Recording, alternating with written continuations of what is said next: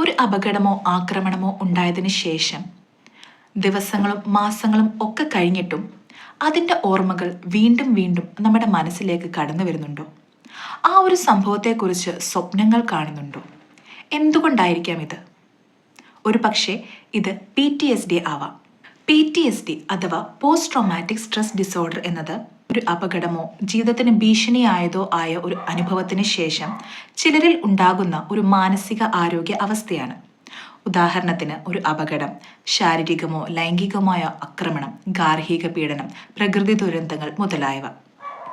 ഇത്തരം സംഭവങ്ങൾ കഴിഞ്ഞാൽ പേടിയും ഉത്കണ്ഠയും ഭയവും ഒക്കെ ആളുകളിൽ കുറച്ചു നാളത്തേക്ക് കാണപ്പെടുന്നത് സാധാരണമാണ്.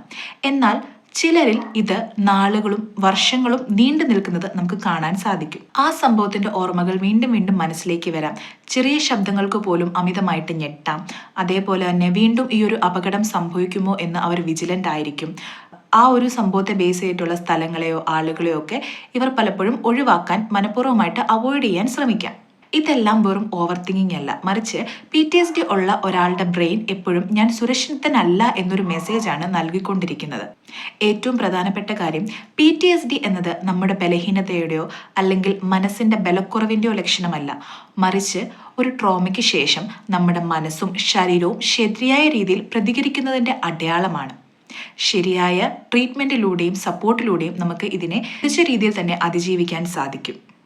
ശരീരത്തിലെ മുറിവുകൾ സുഖപ്പെടുന്നത് പോലെ തന്നെ മനസ്സിൻ്റെ മുറിവുകൾക്കും സമയവും പിന്തുണയും ചികിത്സയും എല്ലാം ആവശ്യമാണ്.